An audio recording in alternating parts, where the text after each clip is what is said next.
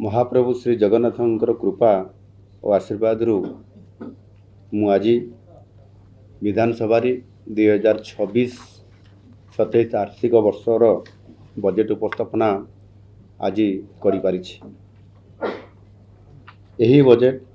सबु वर्गर जनसाधारण को एवं सेमाने जेभली भाव में आशा आकांक्षा एवं स्वप्न जो देखी थांती ताकू पूरण करिबा एवं ताहा सहित राज्यर विकास को केमिति त्वरान्वित करा जाई परिबो आ ताकू केमिति अग्रसर करैबा ये बजेट रे संपूर्ण भाव में ताहा उपरे प्रतिफलित होइछि। आम सरकारंकर जो लक्ष्य रही विजन 2036 समृद्ध ओडिशा से आधार रे संपूर्ण भाव में आमे फोकस करी ये विकास को सामना रे रखिकरी ये बजेट को आमे सामना रे चलित वर्ष में उपस्थापना आम सरकार करिसेंती। बजेट अर्थ नुहे केवल खाली आय व्ययर हिसाब, यह प्रकृत में राज्य को समृद्ध करिवो, सशक्त करिवा एवं समावेशी ओडिशा गठन ये दिगरे एक निर्णायक पदक्षेप और ताहा ही होची बजेट। से दृष्टिकोण गत वर्ष जून मासरे भारतर यशस्वी प्रधानमंत्री द्वारा जो उन्मोचित होता विजन 2036 एंड 2047 यह निश्चित भाव में आम पाई गोटे पथ प्रदर्शक एवं दीपशिखा सदृश या थिला और से आधार रे से विजन को साकार करबा पई आमे भित्तिभूमिर विकास को सबुठारु प्राधान्य देइछु। ता सहित किभଳି भाव में ओडिशा रे अधिक पुंजीनिवेश आसीबो, नगर उन्नयन किभଳି भाव में बढ़िबो, बंदर भित्तिक विकास मध्य ता सहित समताल रे बढ़िबो, शिल्पायन किभଳି भाव में ओडिशा रे जेहेतु आमर एते मिनराल सोर्स थिबा कारण से आधार रे आमे जेतिकी आगुरु प्रतिष्ठा करिवा कथा आमे से दृष्टिकोण विगत दिन में से भली बड़ धरणर आमे इन्वेस्टमेंट बा शिल्पायन करिबारे असमर्थ रहिबा, किंतु आज दिन में डबल इंजिन सरकार ताकू सार्थक आनिबा पई किभଳି भाव में आमे 20 लाख कोटी टंकार प्रस्ताव को आज सामना को आनी एमओयू करिछु। से आधार में शिल्पायन को प्राधान्य देबा एवं कृषि को आमे सबुठारु अधिक प्राधान्य देइछु, जेहेतु कृषि उपरे ओडिशार 60% रु अधिक लोक माने एथिरे संपूर्ण भाव में संपृक्त अछंती एवं ता सहित मध्य कृषि श्रमिक मध्य कृषि उपरे अधिक संपृक्ति थिबा कारण मध्य कृषि भली एक गुरुत्वपूर्ण ये विभाग को आमे अधिक फोकस मध्य करिछु। आउ सेथि पई मध्य आम सरकार गत थर आमे जो निष्पत्ति नैथिलु जे आसंता 4 वर्ष भितर आमे 15 लाख हेक्टर जमी को जलसेचन करिबु और से आधार रे मध्य एथिरे जलसेचन को मध्य आमे प्राधान्य देइछु। आ यह सहित शिक्षा को, स्वास्थ्य सेवा एवं सामाजिक सुरक्षा एवं ता सहित मध्य अनुसूचित जनजाति एवं अनुसूचित जातिर सर्वांगीन विकास को आमे प्राधान्य देवा सहित सर्वोपरि आमे महिला सशक्तिकरण को सर्वाधिक गुरुत्व मध्य देइछु। एणु सुदक्ष जनसेवा माध्यम ओडिशावासी सामग्रिक उन्नति पाई आम सरकार संपूर्ण भाव में एथिरे प्रतिश्रुतिबद्ध और सेथि पाई या को स्वतंत्र भाव बजेट रे आमे से आधार रे फोकस करी आमे कार्यक्रम को आगु को नौछु। आर्थिक वर्ष 2026-27 पाई मोट 3,10,000 कोटी टंका बजेट अटकल होइछि, जहाँकि विगत वर्ष बजेट अटकल ठारू प्राय 20,000 कोटी टंका अधिक अटे। यही बजेट अटकल मध्यरु 1,80,000 कोटी टंकार प्रस्तावित कार्यक्रम व्यय अर्थात प्रोग्राम एक्सपेंडिचर मोट बजेट अटकलर यह सर्वाधिक एवं 58% अटे। चलित बजेट रे आकलन करा जाइथिबा 72,100 कोटी टंकार ପୁଞ୍ଜି ବ୍ୟୟ ଅଟକଳ କ୍ୟାପିଟାଲ ଏକ୍ସପେଣ୍ଡିଚର ଯାହା ସାମଗ୍ରିକ ରାଜ୍ୟ ଘରୋଇ ଉତ୍ପାଦ GSDPର ଏହା ହେଉଛି 6.5% ଏବଂ ସମୁଦାୟ ବଜେଟ୍ର 23.3%, ଯାହାକି ଦେଶର ସମସ୍ତ ପ୍ରମୁଖ ରାଜ୍ୟମାନଙ୍କ ଭିତରେ ଆମ ଓଡ଼ିଶା ଏଥିରେ ସର୍ବାଧିକ ସ୍ତରରେ ଅଛି। ଆପଣମାନେ ଜାଣିଥିବେ ଯାହା ମୁଁ ଏବେ ଫୋକସ୍ କରୁଛୁ, ବିଶେଷ କରିକି ସାମାଜିକ ସୁରକ୍ଷା ଉପରେ ମଧ୍ୟ ଆମେ ଏଥିରେ ଅଧିକ ଆମେ ଫୋକସ୍ କରୁଛୁ ଏବଂ ସେଥିପାଇଁ ମଧ୍ୟ ବଜେଟ୍ରେ ସ୍ୱତନ୍ତ୍ରତା ଦେଇଛୁ। ବିଶେଷ କରିକି ମଧୁବାବୁ ପେନ୍ସନ୍ ଯୋଜନା, MBPY ଏବଂ ଜାତୀୟ ସାମାଜିକ ସହାୟତା କାର୍ଯ୍ୟକ୍ରମ NSAP ଏ ଯୋଜନାରେ ସମୁଦାୟ ଓଡ଼ିଶାରେ 57 ଲକ୍ଷରୁ ଅଧିକ ହିତାଧିକାରୀଙ୍କୁ ବର୍ଦ୍ଧିତ ହାରରେ ସାମାଜିକ ନିରାପତ୍ତା ଭତ୍ତା ଏହା ପ୍ରଦାନ କରାଯାଉଅଛି। କିନ୍ତୁ ଦୁଃଖର ସହିତ ମୁଁ କହିବା ପାଇଁ ଆଜି ମୋତେ ବି ଏଠି ମୁଁ ଆପଣମାନଙ୍କ ପାଖରେ ନିଶ୍ଚିତ ଭାବରେ କଥା ରଖିବା ପାଇଁ ଚାହେଁ ଯେ ରାଜ୍ୟରେ ଯେଉଁ ଲୋକମାନଙ୍କର ବୟସ 60 ବର୍ଷ ହୋଇଗଲା, ବାର୍ଦ୍ଧକ୍ୟ ଆସିଲା ଏବଂ 60 ବର୍ଷ ପରେ ଜଣେ ଯୋଗ୍ୟତା ଅର୍ଜନ କରୁଛି ଯେ ସେ ବାର୍ଦ୍ଧକ୍ୟ ଭତ୍ତା ପାଇବା ପାଇଁ, କିନ୍ତୁ ସଂଖ୍ୟା ନ ବଢ଼ାଇବା କାରଣରୁ ବିଗତ 24 ବର୍ଷ ଭିତରେ ସଂଖ୍ୟା ବଢ଼ାଯାଇନାହିଁ, କେବଳ ମଧୁବାବୁ ପେନ୍ସନ୍ ଯୋଜନାକୁ ଆରମ୍ଭ କରାଯାଇଥିଲା।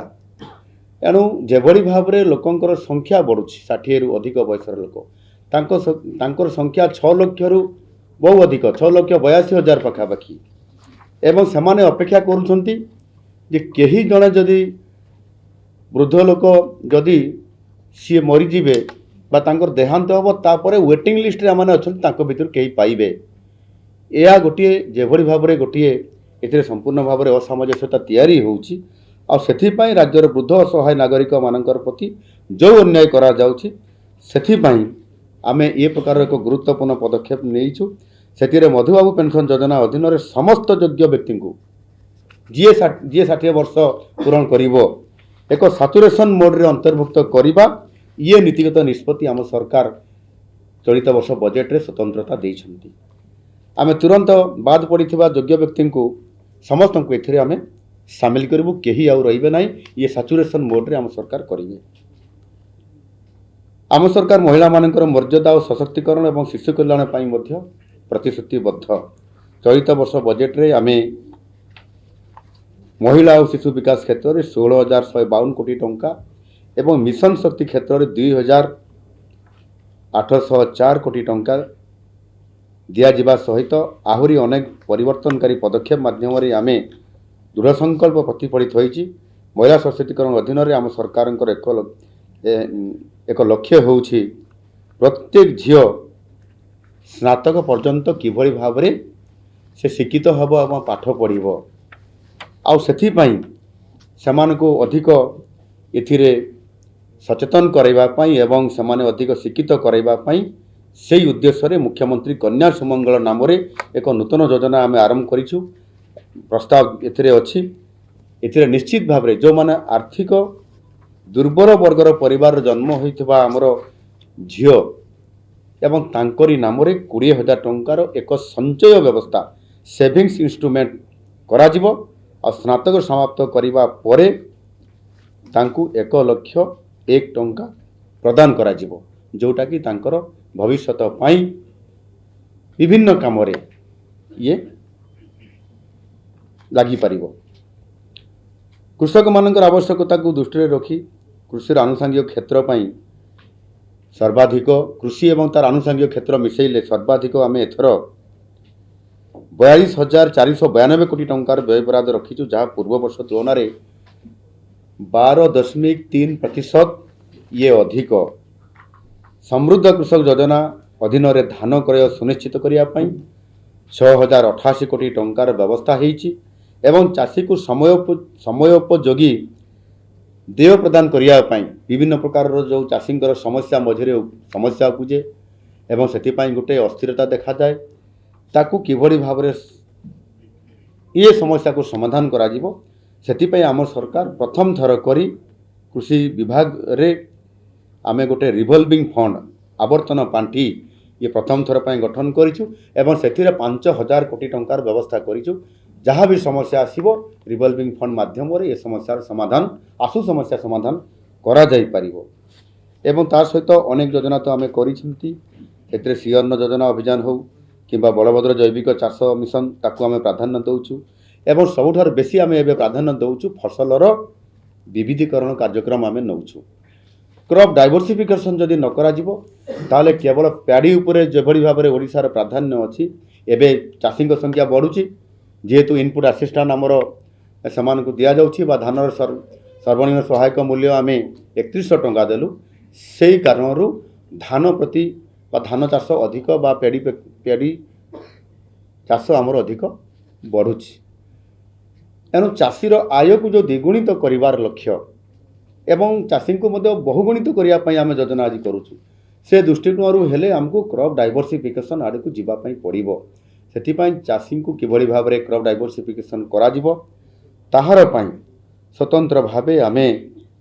ଆର୍ଥିକ ପ୍ରୋତ୍ସାହନ ଇନସେଣ୍ଟିଭ୍ ତାଙ୍କୁ ସ୍ୱତନ୍ତ୍ର ଭାବରେ ଦିଆଯିବ। ସେହି ଆଧାରରେ ପଲିସି ଆମେ ତିଆରି କରିବା ପାଇଁ ନିଷ୍ପତ୍ତି ଆମେ ରଖିଛୁ ଏବଂ ଚାଷୀ ଯେତେବେଳେ ତାହାର ଡାଇଭର୍ସିଫିକେସନ୍ କରିବ ତୈଳ ଜାତୀୟ, ଡାଲି ଜାତୀୟ, ପନିପରିବା ଏବଂ ତାହା ସହିତ ଫଳ ଫ୍ରୁଟ୍ସ ୟାକୁ ଯଦି ସେ ପ୍ରାଧାନ୍ୟ ଦେବ ତାହେଲେ ଆଜି ଦିନରେ ଆମେ କ୍ରପ୍ ଡାଇଭର୍ସିଫିକେସନ୍ ଯେଉଁ ଆରମ୍ଭ କରାଯାଇଛି ଆମେ ଗତ ବର୍ଷରୁ କରିଛୁ, ଧୀରେ ଧୀରେ ଆମେ ଯେତେବେଳେ ଡାଇଭର୍ସିଫିକେସନ୍ କରିବୁ ସେମାନେ ଆୟ କେବଳ ଦ୍ୱିଗୁଣିତ ନୁହଁ ବହୁଗୁଣିତ ହେବାର ସୁଯୋଗ ଅଛି। ଆଜି ଅନେକ ଜାଗାରେ ଯେଉଁମାନେ ଫ୍ରୁଟ୍ସ ବା ଫଳ ଯେଉଁ ପ୍ରଡକ୍ସନ୍ ହେଉଛି ସେଥିରେ ଆମ୍ବ, ସପୁରୀ, ଷ୍ଟ୍ରବେରୀ, ଡ୍ରାଗନ୍ ଫ୍ରୁଟ୍ ଏଗୁଡ଼ିକ ସବୁ ଆମେ ବିଭିନ୍ନ ଜିଲ୍ଲାରୁ କଲେକ୍ସନ୍ କରିକିରି ଆମର ଯେଉଁ ଫ୍ଲାଇଟ୍ ଯାଉଛି ଯେଉଁ ଆବୁଧାବି ଏବଂ ଯେଉଁ ଯାଉଛି ଆମର ଯେଉଁ ଦୁବାଇ ଏବଂ ସିଙ୍ଗାପୁର ଏଥିରେ ଆମେ ଫ୍ରୁଟ୍ସକୁ ଏବଂ ଫ୍ରୁଟ୍ ସହିତ ଭେଜିଟେବୁଲ୍ସ ପନିପରିବା ଯେଉଁଟା ବହୁତ ଭଲ ଭେଜିଟେବୁଲ୍ସ ଆମେ ଯେଉଁଗୁଡ଼ିକ ପ୍ରଡକ୍ସନ୍ ହେଉଛି ଏବଂ ଯେଉଁଗୁଡ଼ିକ ଚାହିଦା ଅଛି ସେଥିରେ 50 ଟନ୍ ପର୍ଯ୍ୟନ୍ତ ଆମେ ଗୋଟିଏ ଗୋଟିଏ ଫ୍ଲାଇଟ୍ରେ ପଠାଉଛୁ। ଇଏ ଗୋଟେ ଆରମ୍ଭ ହୋଇଛି। ତେଣୁ ଆଗାମୀ ଦିନରେ ଯଦି ୟାର ମାର୍କେଟିଂ ହେବ, ରପ୍ତାନି ବୃଦ୍ଧି ପାଇବ ତାହେଲେ ଏ କ୍ରପ୍ ଡାଇଭର୍ସିଫିକେସନ୍ର ଯେଉଁ ଉଦ୍ଦେଶ୍ୟ ରଖି ଆମେ କରୁଛୁ ତାହା ନିଶ୍ଚିତ ଭାବରେ ଏଥିରେ ସଫଳ ହୋଇପାରିବ। ଏହା ସହିତ ଭାରତ ସରକାରଙ୍କ ଦ୍ୱାରା ପ୍ରଣୀତ ଯେଉଁ ଆମର VBG ରାମଜୀ ଯୋଜନା ଯାହା ଏବେ MGNREGSର ଏକ ତାକୁ ଆମେଣ୍ଡମେଣ୍ଟ କରିକିରି ଯେଉଁ VBG ରାମଜୀ ପାଇଁ ଯେଉଁ କାର୍ଯ୍ୟକ୍ରମ ରଖାଯାଇଛି ଏଥିରେ ନିଶ୍ଚିତ ଭାବରେ ଅଧିକ 125 ଦିନର କାମ ଲୋକମାନଙ୍କୁ ମିଳିବ। ଇଏ ଗ୍ୟାରେଣ୍ଟି ସହିତ ନହେଲେ ସେମାନଙ୍କୁ ଅଲ୍ଟରନେଟିଭଲି ତାଙ୍କ ବ୍ୟବସ୍ଥା କରାଯିବାର ବ୍ୟବସ୍ଥା ଏଥିରେ କରାଯାଉଛି, ଭତ୍ତା ଦେବାର ବ୍ୟବସ୍ଥା କରାଯାଉଛି ଏବଂ ସେଥିପାଇଁ ରାଜ୍ୟ ସରକାର ମଧ୍ୟ ଏଥିରେ ଆମେ ଅର୍ଥର ବ୍ୟବସ୍ଥା ଆମେ କରୁଛୁ ଯେଉଁଥିରେ କି ଆଗାମୀ ଦିନରେ ବିଶେଷ ଭାବରେ ଏଥିରେ ଲୋକମାନେ କିଭଳି ଭାବରେ ପ୍ରତ୍ୟକ୍ଷ ଭାବରେ ଅଧିକ ଦିନ କାମ କରିବାର ସୁଯୋଗକୁ ସୁନିଶ୍ଚିତ କରିବା ଆମର ଲକ୍ଷ୍ୟ। ଏହା ପୂରଣ ହୋଇପାରିବ ତାକୁ ଆମେ ଫରସ କରି ରାଜ୍ୟ ସରକାର ମଧ୍ୟ ବଜେଟରେ ବ୍ୟବସ୍ଥା କରିଛନ୍ତି। ବଡ଼ ସମସ୍ୟା ସବୁବେଳେ ଚର୍ଚ୍ଚା ହୁଏ ବିଧାନସଭା ବାହାରେ ଯେ ଇଏ ଦାଦନ ସମସ୍ୟା। ଏଣୁ ଦାଦନ ସମସ୍ୟାର ସ୍ଥାୟୀ ସମାଧାନ କରିବା ପାଇଁ ଆମେ ଗୋଟେ ନୂତନ ପ୍ରୟାସ ଆରମ୍ଭ କରିଛୁ ଆଉ ତାହାର ଏ ଅଭିଯାନର ନାମ ମଧ୍ୟ ରଖିଛୁ ଡାଲ ଖାଇ, dignified access to livelihood, knowledge, health and allied infrastructure। ये नामक जो प्रयास आम आज आरंभ कर निश्चित भाव में आगामी दिन में एथिरे किभली भाव समन्वय को सुदृढ़ कर स्थायी एवं सुरक्षित जीविका सृष्टि करा जाई परिबो आम अंचल आउ लोक मैंने आउ से जापारे ना। ये VBG रामजीर भी प्रभाव पड़ो एवं स्वतंत्र भाव आम तामें डाल खाई योजना करूँ। से निश्चित भाव से निज अंचल पर्याप्त काम पाइबे, से दादन काम करने बाहर राज्य को जीवे ना। केंद्र सरकार पदक्षेप को सहयोग करने रेयर अर्थ कॉरिडोर निमंते आमे एबे रास्ता ये फिटुची जो कि आमे मध्य बजेट रे व्यवस्था करिछु एवं भारत सेमीकंडक्टर मिशन प्रोत्साहन ये अधीन भारत सरकार द्वारा प्रदत्त पुंजी निवेश सब्सिडी अतिरिक्त 50% प्रदान करुची। राज्यर AI मिशन जरिया एआई को शासन और सेवा वितरण में एकीकृत करने दिगरे विभाग गुड़िक साहाय्य करिवो एवं राज्य शासन व्यवस्थार आर्टिफिशियली जो इंटेलिजेंस माध्यम आम ताहार व्यवस्थार दक्षता शासन व्यवस्थार दक्षता ताहार सठिकता एवं संवेदनशीलता वृद्धि पाई मध्य यह निश्चित भाव में जरूरी अटे। से भाव आम पर्यटन को बहुत गुरुत्व देइछु। विश्व पर्यटन मानचित्र किभली ओडिशा स्वतंत्र स्थान पाइब से 2026-27 बजेट रे पर्यटन क्षेत्र निमंते आम 1023 कोटी टंका व्ययबराद करिछु। यह गत वर्ष तुलन में 25% अधिक। आमर समृद्ध ऐतिह्यर प्रदर्शन पाई आमे मध्य जो थे पर्यटन आकृष्ट करने ये स्वतंत्रता पाइब भुवनेश्वर ठारे 800 कोटी टंका व्यय एक अत्याधुनिक विश्वस्तरीय संग्रहालय ये प्रतिष्ठा हब एवं एथिरे निश्चित भाव में आमे यह पर्यटन स्वतंत्रता देवा सहित एक मेराइन एक्वेरियम प्रतिष्ठा मध्य आमे पुरी ठारे करिया पे जाउछंती आ ता सहित मध्य संबलपुर कटक भुवनेश्वर बारिपदा एवं बैतरणी नदी कूल 500 कोटी टंका व्यय नदी पठार रिवर फ्रंट सामग्रिक विकास करुचु जो थे कि पर्यटकों को आकृष्ट करने ये निश्चित भाव में आमको सहाय हम एवं से ही भाव में आम ये पर्यटन को आहरी समृद्ध करने आम होटेल किच होटेल रूम रा व्यवस्था करुचु। एथिरे 25,000 होटेल रूम रो व्यवस्था आम करुचु एवं सेथिपाई प्रत्येक पर्यटन क्षेत्र परिसर रे एवं से ही अंचल एक लैंड बैंक योजना आरंभ करिछु। इको टूरिज्म को प्रोत्साहित करने आम ता भितर जोड़ीचु एवं आमर जो आगु जो 50 पाखापाखि केन्द्र अच्छी इको टूरिज्म सेंटर ता भितर आहरी आम बालीपुर शिमिलीपाल नमाना एवं करंजियार देउठारे नूतन केन्द्र स्थापना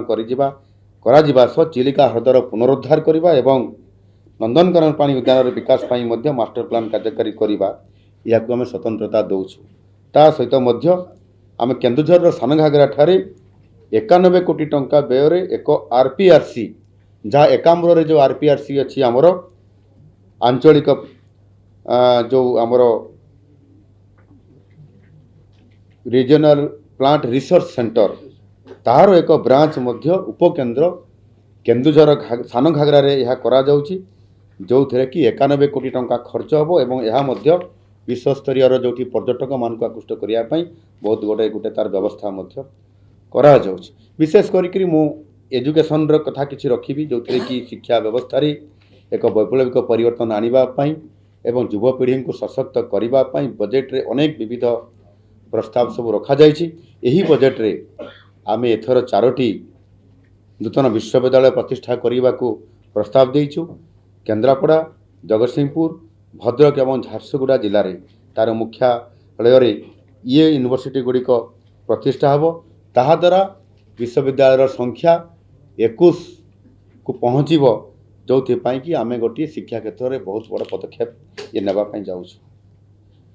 एवं से ही भाव में आम स्वास्थ्य क्षेत्र में मध्य जेभली भाव में आम बेसिकाली इथिरे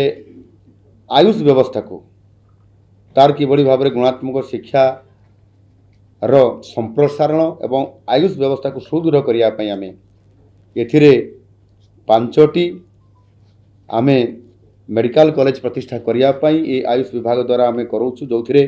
गजपति मालकानगिरी एवं रायगड़ा रे 3टी नूतन आयुर्वेदिक मेडिकल कॉलेज प्रतिष्ठा हम एवं नयागढ़ और नुआपड़ा 2टी नूतन होमियोपैथिक मेडिकल कॉलेज प्रतिष्ठा करने ये प्रस्ताव रखाई। ता सहित मध्य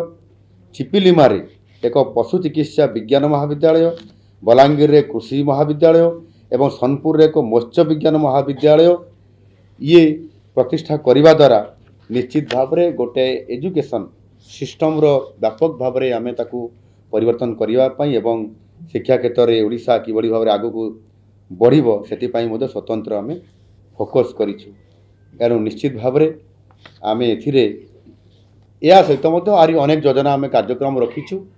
एवं निश्चित भाव में जिते बड़े आगामी दिन में डिपार्टमेंट मान प्रत्येक विभाग अनुजाई बा डिपार्टमेंटाली जिते डिमांड डिस्कसन हम से क्षेत्र में अनेक विषय को चर्चा को आसीबो एवं निश्चित भाव में आम धीरे धीरे ये संपूर्ण भाव में सामना को आणबू एवं गोटे कथा हूँ समृद्ध ओडिशा तथा विकसित ओडिशा एवं 2047 विकसित भारत ये समृद्ध ओडिशा को आधार करी आमर जो विजन अच्छी 2036 आउ 10 वर्ष समय जिते बड़े ओडिशा प्रदेश गठनर 100 वर्ष पूरण करिवो आउ 100 वर्ष पूरण होला परे आमे शत वार्षिकी पालन करिबा से समय को आधार करी यार भित्तिभूमि को आमे बहुत गुरुत्व देइछु एथिरे आमर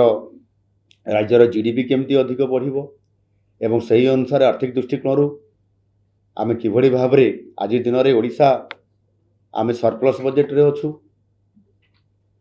एनु निश्चित भाबरे या को आधार करी आमे इंफ्रास्ट्रक्चर को जो प्राधान्य देबा एवं सेथिरे भारत वर्ष रे सबुठारु अधिक 72,000 कोटी रु अधिक टंका खर्च करिबा यह निश्चित भाबरे आर्थिक अभिवृद्धि को प्रोत्साहन देवा सहित आमे एथिरे संपूर्ण भाव इंफ्रास्ट्रक्चर द्वारा आमे सेथिरे प्रति क्षेत्र रे शिल्प क्षेत्र सहित आमे जदि देखिबा ताले शिक्षा रे कृषि रे गमनागमन रे ये इंफ्रास्ट्रक्चर कारण आमर अभिवृद्धि भी बढ़िबो तार सहित जेते बेले आमे भित्तिभूमि अधिक पाइबा ताहा द्वारा पुंजीनिवेश अधिक आसीबो शिल्पायन क्षेत्र रे एजुकेशन क्षेत्र रे फार्मासी क्षेत्र रे एआई क्षेत्र रे सेमिकंडक्टर क्षेत्र रे एवं तार सहित मध्य रिन्यूएबल एनर्जी क्षेत्र रे मध्य एवं आमे जेतिकी भाव में यहाँ वृद्धि करुछु एवं विशेष करी पोर्ट क्षेत्र रे एबे जलमार्ग आमे नदी रे मध्य जलमार्गर व्यवस्था आज बजेट रे केंद्र करने कारण जलमार्ग रे आकाश मार्ग रे एवं पोर्ट माध्यम रे एवं रेल रे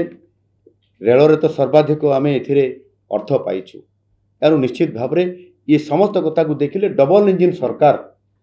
एथिरे डबल फायदा ओडिशा को मिलिबो आउ मिलुची मध्य से आधार रे आमर बजेट आगामी दिन रे जेते बेले यह संपूर्ण भाव में इम्प्लीमेंट हेबो ये लोकंक पाखरे प्रतिफलित हेबो एवं समृद्ध ओडिशा जो आधार रे आमे जाउछु ता निश्चित भाव में सफल हेबो।